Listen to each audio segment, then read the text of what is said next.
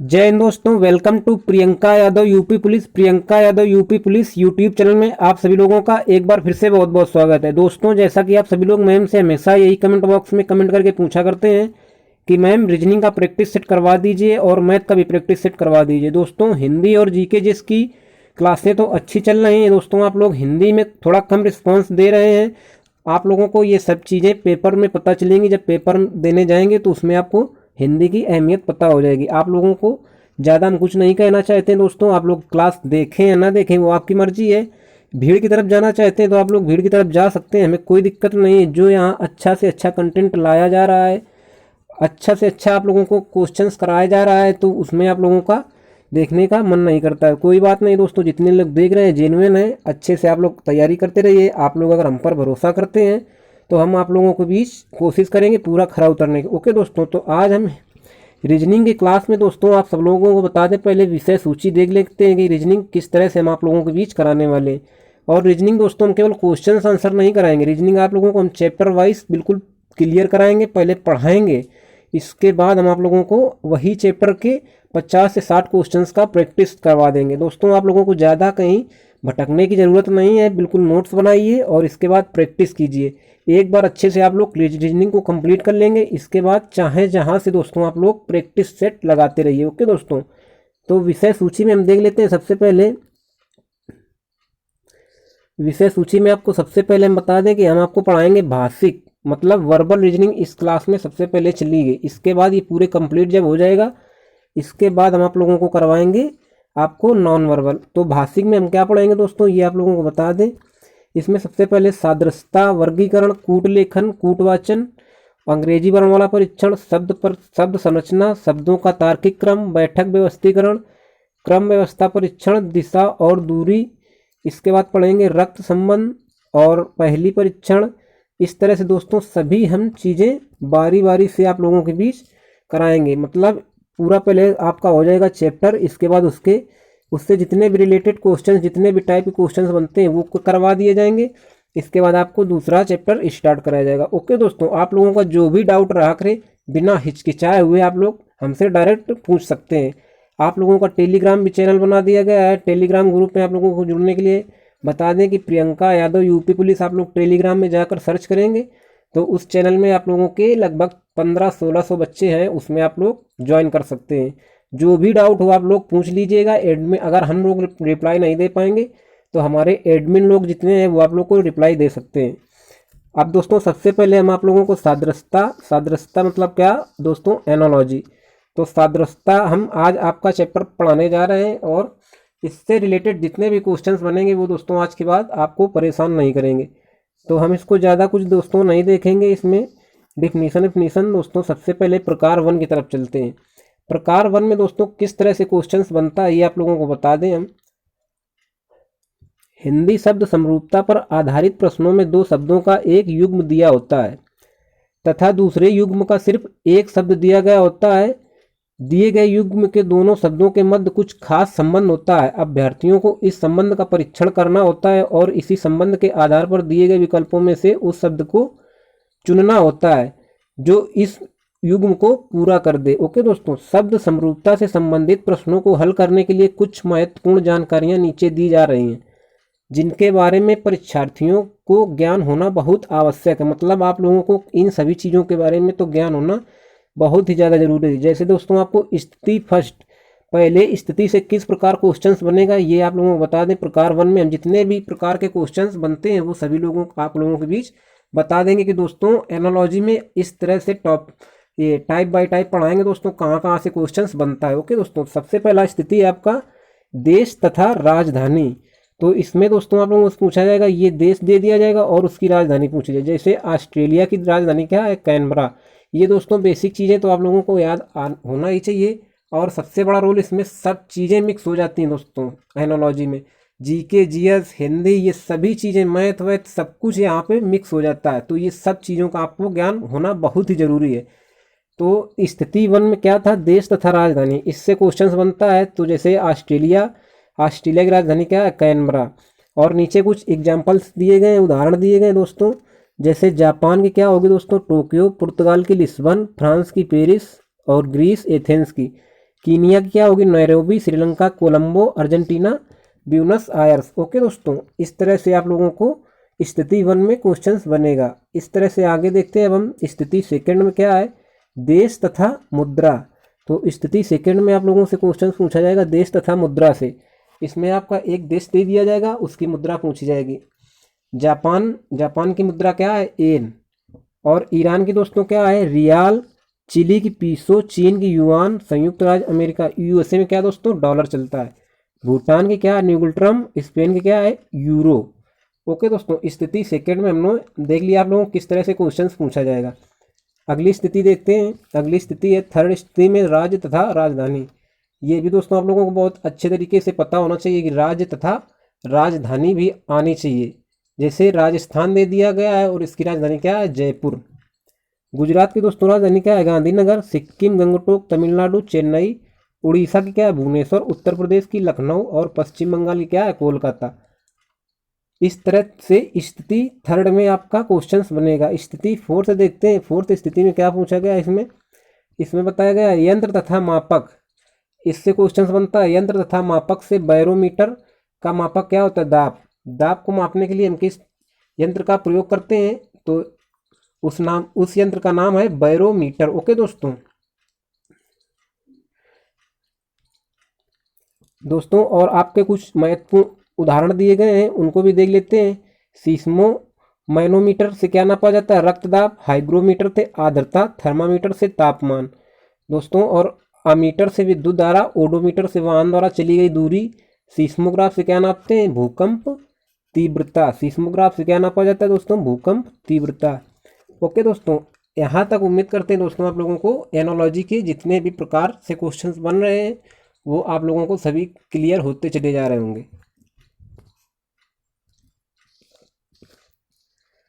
और दोस्तों आपका स्थिति 5 है मात्रक तथा इकाई। दोस्तों अब आपको बता दें कि कुछ हमारी अभी तबीयत नहीं सही है दोस्तों, गर्मी चल रही है। इस गर्मी में आप लोगों को बहुत ही बचा कर रहना है, बहुत ज़्यादा गर्मी हो रही है। आप लोगों को अच्छे से पानी वानी पीते रहना है और स्वस्थ रहना है। इस समय आप लोगों को स्वस्थ रहना बहुत ज़रूरी है दोस्तों। स्थिति 5 में आप लोगों को मात्रक तथा इकाई से क्वेश्चंस बनता है। एनोलॉजी में सबसे महत्वपूर्ण भूमिका यही सभी चीज़ें, छोटी छोटी चीज़ें बहुत बड़ी भूमिका निभाती हैं। तो जैसे समय दिया गया मात्रक, समय का मात्रक क्या इकाई, इसका क्या होता है समय का सेकंड होता है। समय का क्या हो दोस्तों सेकंड, सेकंड समय का मात्रक क्या है इकाई। और कुछ महत्वपूर्ण उदाहरण दिए गए हैं वो देख लेते हैं। विद्युत धारा एम्पियर, ऊर्जा जूल, कार्य का क्या होता है जूल, दाब का क्या पास्कल, और शक्ति वाट का, प्रतिरोध ओम, बल न्यूटन, आयतन का क्या होगा दोस्तों लीटर। इस तरह से स्थिति 5 से क्वेश्चंस बनेगा मात्रक तथा इकाई से। अगला दोस्तों देखते हैं स्थिति समानार्थी शब्द। जैसे दोस्तों आप लोगों को बताया था इसमें हिंदी, इंग्लिश, जीके, जीएस पूरा इसमें संहार है। तो समानार्थी शब्द दोस्तों आप लोगों के हिंदी में होते हैं। तो जुल्हा का जैसे संबंध होता है बुनकर से, इस तरह से आपको अनुमान, अटकल, अमृत, मधु, अनबन, खटपट, अजनबी, अपरिचित, उपा, ऊहापो, असमंजस, ईर्ष्या, देश। इस तरह से दोस्तों समानार्थी शब्द से क्वेश्चंस बनता है आपका।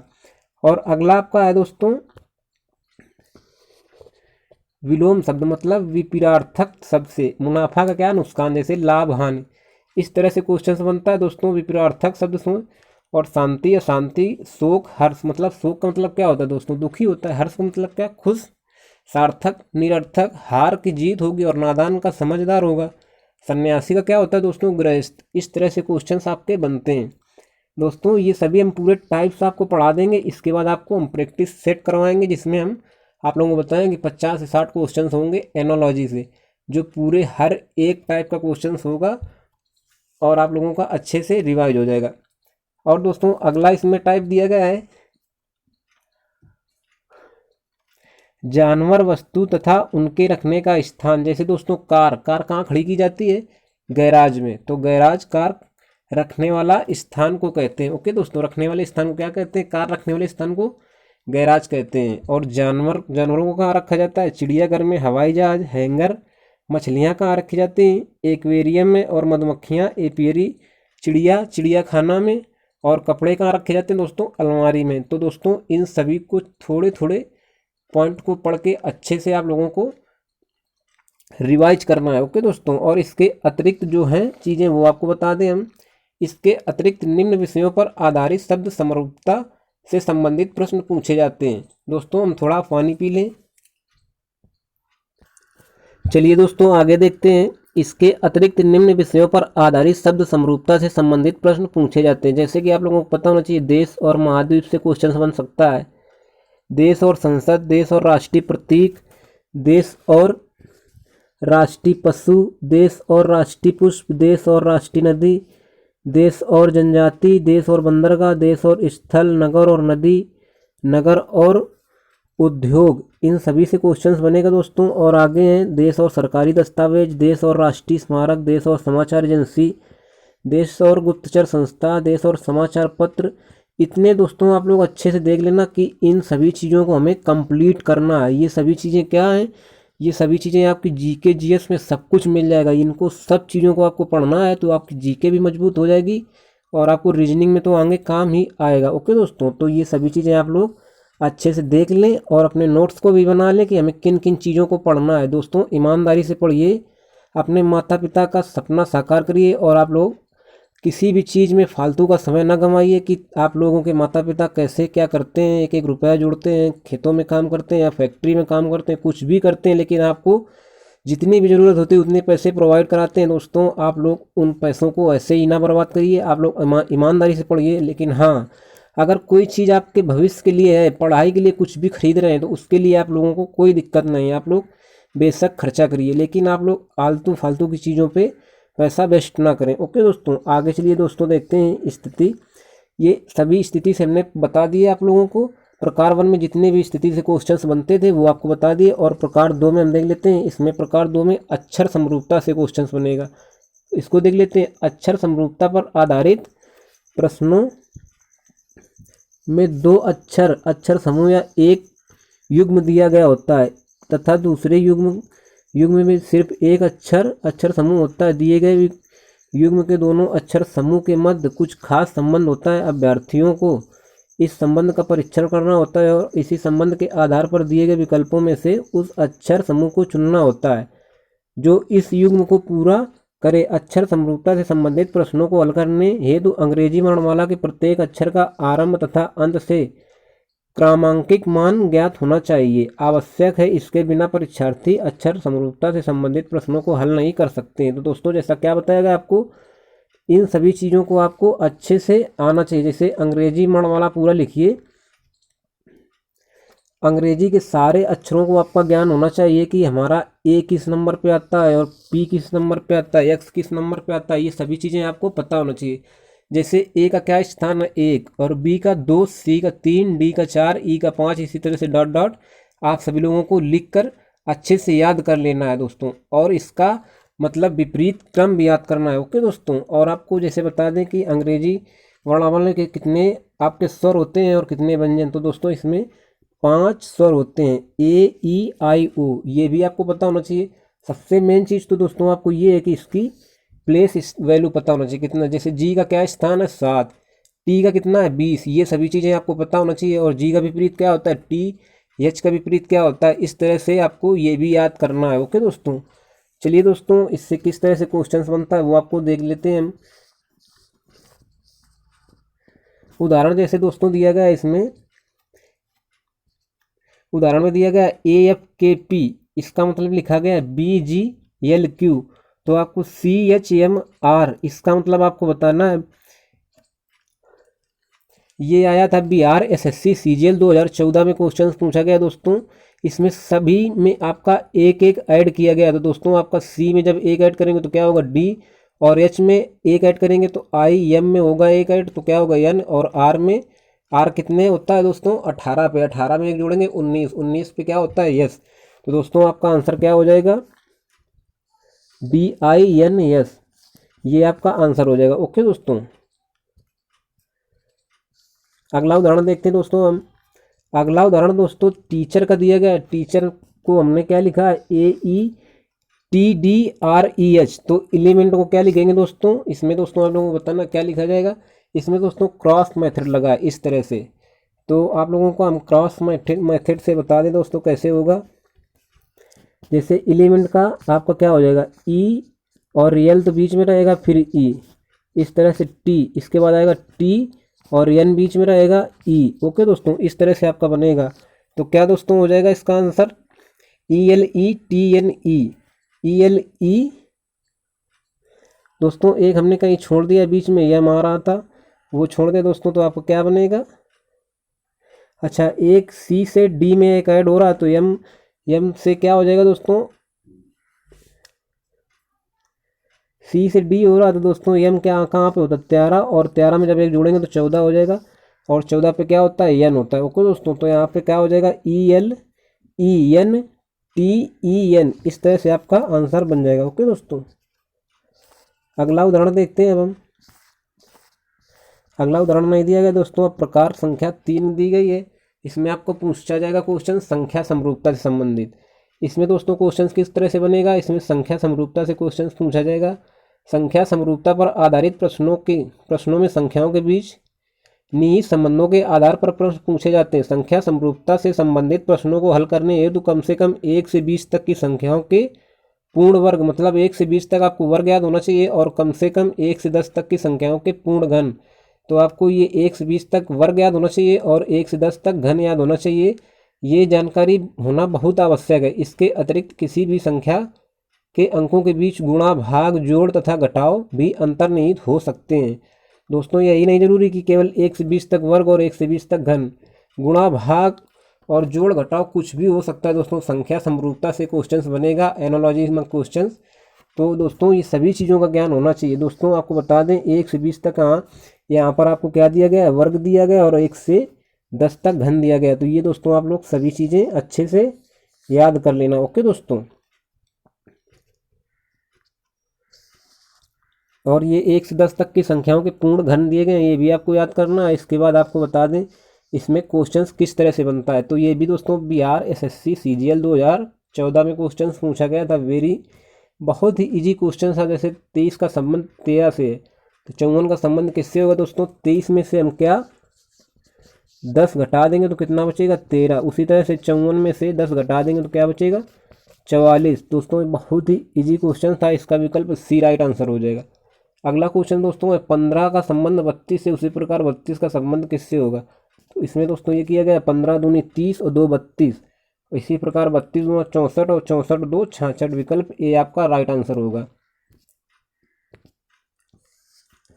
अगला उदाहरण दोस्तों है उसी प्रकार 8 का संबंध जैसे 64 से है, तो 11 का संबंध किससे होगा। बहुत ही इजी क्वेश्चंस दोस्तों पूछे जाते हैं, बस आप लोगों का इन सब चीज़ों का ज्ञान होना बहुत ही ज़रूरी है। जैसे 8 का वर्ग दोस्तों हम करेंगे तो क्या होगा, 8 का वर्ग होता है 64। तो इसी प्रकार 11 का वर्ग जब कर देंगे तो क्या हो जाएगा, 11 में 11 121। तो इसका विकल्प बी राइट आंसर हो जाएगा। 11 का संबंध 121 से होगा। ओके दोस्तों, अब प्रकार आपका 4 है। 4 नंबर प्रकार में किस तरह से क्वेश्चन बनता है, इसमें अक्षर संख्या सादृश्यता समरूपता संबंधित क्वेश्चन बनता है। इसके अंतर्गत प्रश्नों में अंग्रेजी अक्षर तथा संख्याओं के बीच एक संबंध दिया गया होता है। यह संबंध अंग्रेजी अक्षर की संगत संख्याओं या अन्य रूपों में होता है। इसके अंतर्गत पूछे गए प्रश्नों में ये जो दोस्तों है आपका, ये चिन्ह बाईं और चिन्ह के बाईं ओर एक अक्षर युग्म संख्याएं तथा दाईं ओर एक अक्षर युग्म संख्याएं एवं एक एक प्रश्नवाचक चिन्ह दिया गया होता है। ये दोस्तों का आएगा चिन्ह, ये समानुपात का चिन्ह है। ओके दोस्तों, होता है आपको यह ज्ञात करना होता है कि प्रश्नवाचक चिन्ह के स्थान पर प्रश्नों के नीचे दिए गए वैकल्पिक अक्षर युग्म संख्याओं में से कौन सा अक्षर युग्म या कौन सी संख्या ऐसी है जिसके दाईं ओर वाले अक्षर युग्म संख्या के ठीक उसी प्रकार संबंध जैसा बाईं ओर अक्षर युग्म व संख्याओं में है। तो दोस्तों देख लेते हैं क्वेश्चन किस तरह से बनेगा। जैसे उदाहरण नंबर 14 में दिया गया, निम्नलिखित में से प्रश्नवाचक चिन्ह के स्थान पर कौन सी संख्या आएगी। दोस्तों जैसे इसमें लिखा गया है विजय, विजय का क्या है दोस्तों, ये अनुपात है और ये दोस्तों समानुपात है। ये अनुपात का चिन्ह है, ये समानुपात का दोस्तों याद नहीं आ रहा था, इसलिए कुछ वहाँ पे बोलने में दिक्कत हो गई, तो उसको आप लोग मैनेज कीजिएगा। विजय का संबंध ऐसे दोस्तों 0-5 थे, तो आपका शंकर का संबंध का ऐसा होगा, जैसे दोस्तों विजय को लिखने के लिए हमें कितने वर्ण चाहिए, 5 अक्षर चाहिए। उसी प्रकार ये 5 कैसे लिख दिया गया है दोस्तों, 0 और 5।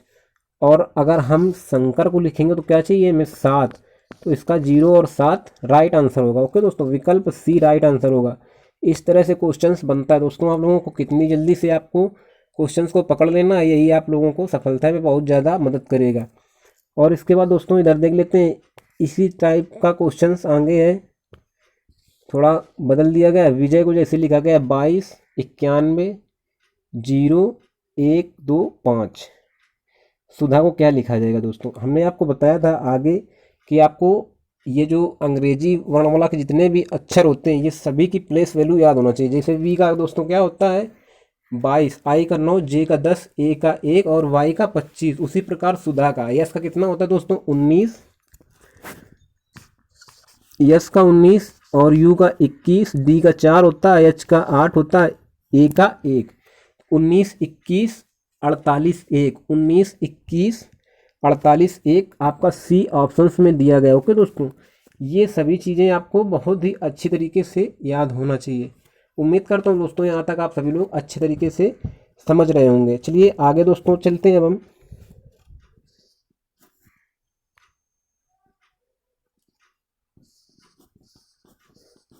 आगे दोस्तों आप लोगों के क्वेश्चंस दिए गए हैं, यहाँ तक पूरे हमने टाइप्स वाई आपको पढ़ा दिया है।